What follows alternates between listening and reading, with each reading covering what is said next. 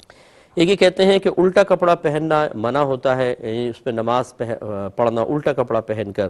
بعض اوقات ایسا ہوتا ہے ہم نماز پڑھ رہے ہوتے ہیں، قمیص کے اندر سے بنیان خود بخود الٹا ہو جاتا ہے، اور صورتحال بھی ایسی ہوتی ہے کہ جیسے اب جبہ وغیرہ ہو تو اس میں ہاتھ بھی نہیں ڈال سکتے کہ اس کو سیدھا کر دیں، تو کیا حکم شرع ہوگا؟ دیکھیں، یہ جو الٹا کپڑا پہن کر نماز پڑھنے کو منع کیا گیا، یہ وہ الٹا کپڑا ہے جو نمایاں طور پہ نظر بھی آ رہا ہو، جیسے الٹی قمیص پہن کے آپ کھڑے ہو جائیں، الٹی شلوار پہن کر، ویسٹ کوٹ الٹی پہن کر آپ کھڑے ہو جائیں، تو چونکہ اس حالت میں انسان عام لوگوں کے سامنے کھڑا ہونا پسند نہیں کرتا، تو پھر اللہ تعالیٰ کی بارگاہ میں کیسے؟ تو اس وجہ سے اس کو کہا گیا کہ جی یہ مکروہ ہے۔ لیکن اگر اندر آپ نے کوئی چیز الٹی پہن لی، مثلا بنیان الٹا پہن کے اور اوپر آپ نے قمیص پہن لی، اب تو نظر ہی نہیں آ رہا، تو اب یہ نہیں ہے کہ مطلقاً الٹا پہننا کوئی ناجائز کا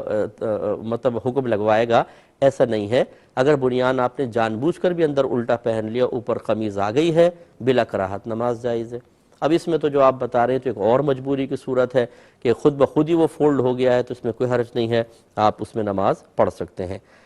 ایک یہ کہتے ہیں کہ بالوں میں کالا خضاب لگانے کی کیا شرعی حیثیت ہے؟ دیکھیں، مسئلہ یہ ہوتا ہے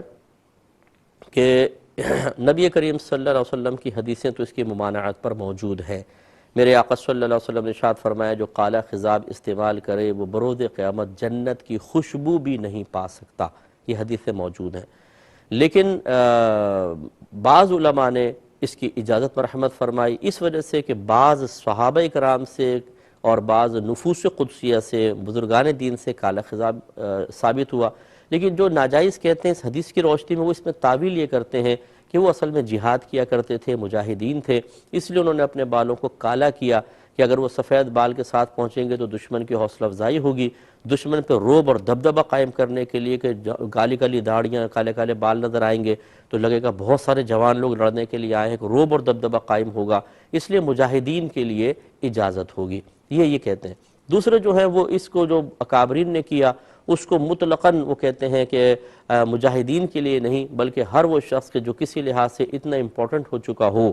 کہ اگر وہ سفید بال ہوں گے تو دین کا، مسلک کا، مکتب فکر کو نقصان ہوگا، اس لیے وہ کہتے ہیں کہ کرنا صحیح ہے، ایسے بھی لوگ موجود ہیں۔ خلاصہ کلام یہ ہے کہ دلائل اس باب میں مختلف اور عمل پیرا ہونے والے بھی لوگ مختلف۔ ہم جو ہے، میں خاص طور پر ہم لوگ اس کو فالو کرتے ہیں جو اس کو منع کرتے ہیں، اس لیے میں کبھی داڑھی میں کالا خضاب نہیں لگاتا ہوں، میں مہندی یوز کرتا ہوں۔ لیکن اگر کوئی دوسری سمت میں کوئی عالم دین ہے اور وہ کالا خضاب یوز کرتے ہیں تو ہم ان پہ تنقید بھی نہیں کرتے ہیں، نہ ہم انہیں یہ کہیں گے کہ یہ حرام کر رہے ہیں، نہ ہم انہیں یہ کہیں گے کہ ان کے پیچھے نماز جائز نہیں ہے، کیونکہ ان کے پاس اپنی ایک شرعی دلیل موجود ہے۔ تو اب عوام الناس اس بات سے اچھی طرح سمجھ سکتی ہے کہ عوام الناس کو یہ حق حاصل نہیں ہے کہ آپ بغیر کسی صحیح رہنمائی کے کسی بھی عالم پر تنقید کر دیں۔ آپ اگر ان علماء کو فالو کرتے ہیں کہ جو یہ کہتے ہیں کالا خضاب استعمال کرنا منع ہے، تو پھر ٹھیک ہے، آپ ان کو فالو کیجئے، لیکن دوسروں پہ اس لیے تنقید نہیں کر سکتے کہ ان کے پاس اپنی شرعی دلیل کچھ نہ کچھ ضرور موجود ہوگی، خصوصاً جب وہ عالم دین ہوں، خصوصاً جب کہ وہ مفتی ہوں۔ تو اس لیے میری گزارش ہے کہ ان مسائل کو اتنی شدت کے ساتھ نہ دیکھا جائے، ان میں بڑی گنجائش ہوتی ہے ان مسائل کے اندر، کیونکہ تعویلات ہر ایک اپنے اپنے طور پر کر رہا ہوتا ہے۔